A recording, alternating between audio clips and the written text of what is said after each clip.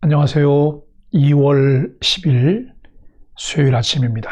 말씀과 함께 새롭게 여는 소망의 아침을 시작하겠습니다. 캐머런 디는 예수님의 자기 희생에 비추어 볼 때 우리의 죄와 탐욕과 이기심이 가장 선명하게 드러난다라고 이야기합니다.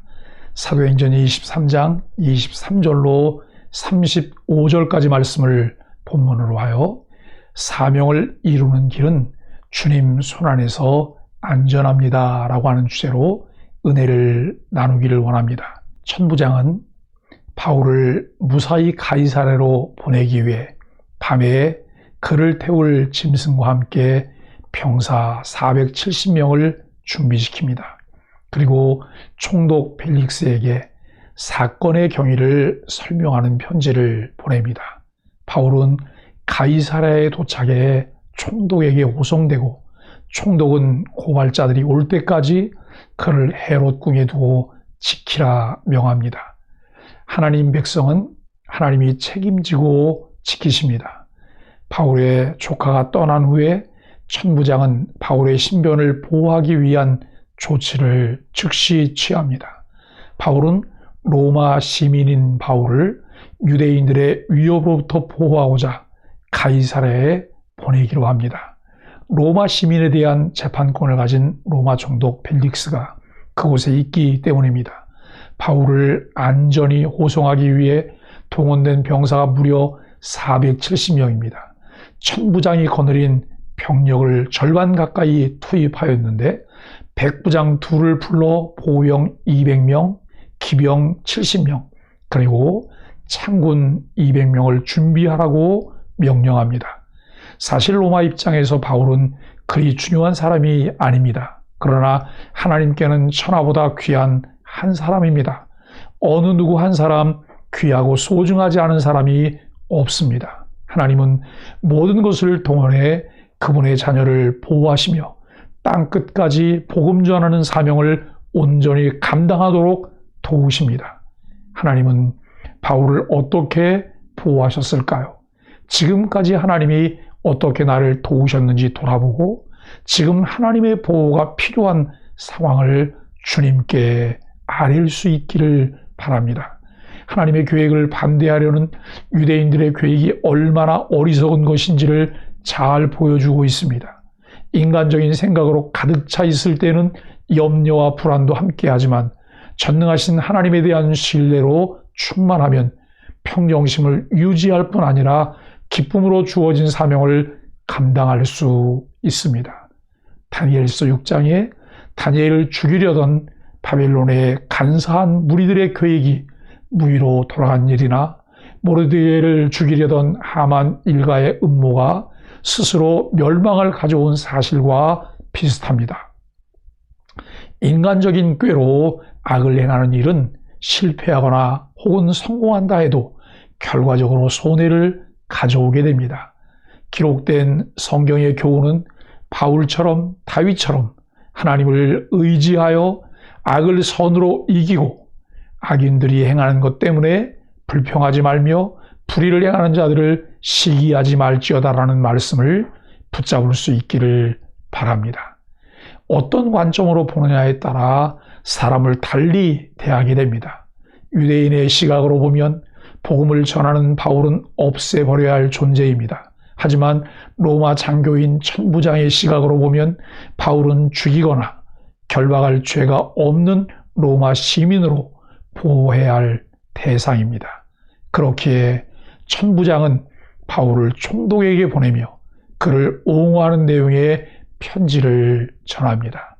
천부장이 바울과 함께 유대 총독 벨릭스에게 보낸 공문에는 4가지 사실들을 담고 있습니다. 첫째, 이 사람이 유대인들에게 잡혀 죽임을 당하려는 절박한 순간에 천부장이 그가 로마 시민인 것을 알고 급히 그를 구출하였다고 합니다. 둘째, 바울을 사내들인 공회에 세운 결과 그가 사형이나 구금에 처할 죄를 범한 사람이 아님을 발견했다고 말합니다. 셋째, 그를 해하려는 음모가 발각되어 그를 총독에게 즉시 보낸다는 내용입니다. 넷째, 천부장이 그를 고소하는 유대인들에게 직접 총독에게 가서 그 고소 내용을 진술하도록 명령했다는 내용이 기록되었습니다. 성도는 인간적이고 이기적인 생각을 내려놓고 하나님의 시각으로 상대를 볼 수 있는 안목을 가져야 합니다.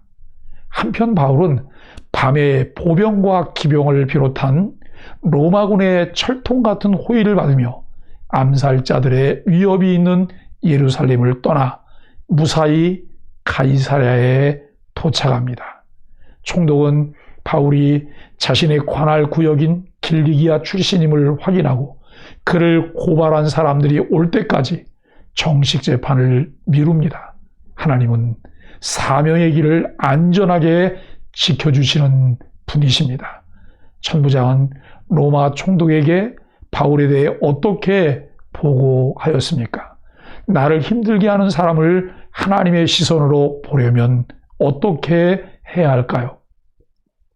바울을 안전하게 호송하기 위해 470명의 군사가 동원되고 중간 기착지인 안디바드리에 도착하여 마병 70명만 남고 다른 군사들은 예루살렘으로 돌아갑니다. 비록 바울이 지금은 재판을 받아야 할 미결수의 몸이지만 그를 안전하게 이송하게 합니다. 이제 바울은 70명의 마병들의 인솔을 받아 가이사랴에 안전하게 도착합니다. 마병을 인솔했던 총지휘관은 천부장 루시오의 공문을 총독 벨릭스에게 전달하고 바울을 소개합니다.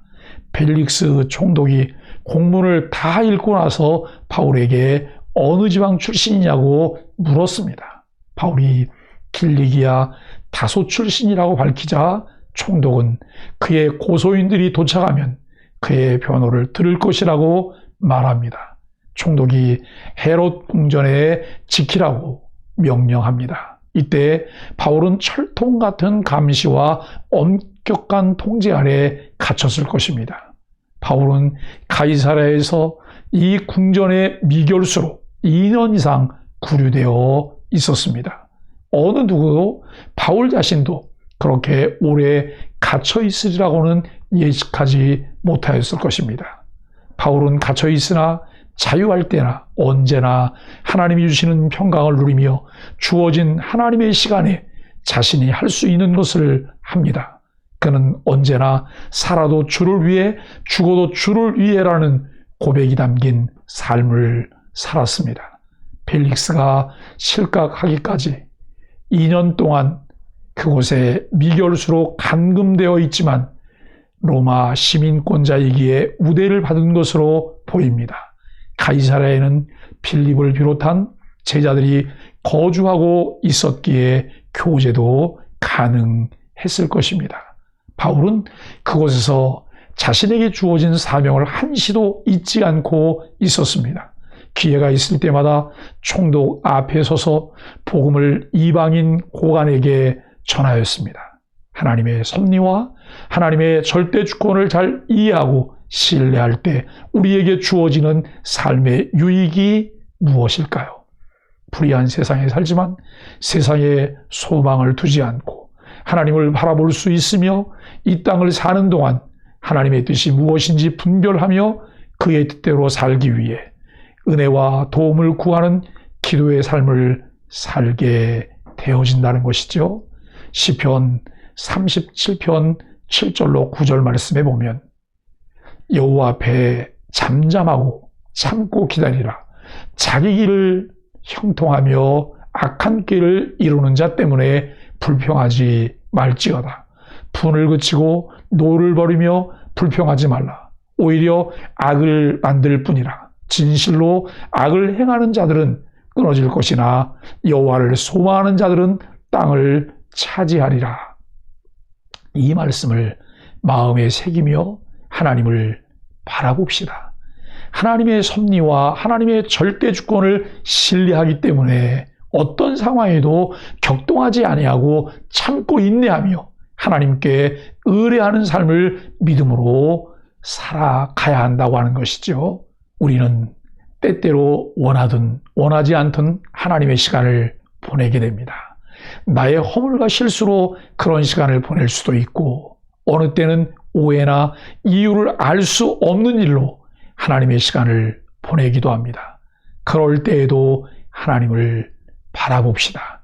세상에 살지만 세상에 동화하지 않고 세상 물결을 거슬러 올라가며 세상의 변화를 위해 함께 연합하며 협력하는 믿음의 삶이 되기를 예수 그리스도의 이름으로 간절히 축복합니다. 아멘. 함께 기도하겠습니다. 때때로 우리들의 이기적이고 얄팍한 생각에 저 사람만 없으면 내가 속 편하게 살 텐데라고 생각하며 그 대상을 미워했던 우리를 용서하소서. 세상에 많은 위험과 공격이 도사리고 있지만 우리를 사명의 길로 안전하게 인도하시려고 많은 사람과 상황을 움직이신 하나님의 역사를 믿음으로 바라보며 감사하게 하옵소서. 예수 그리스도의 이름으로 간절히 기도드립니다. 아멘.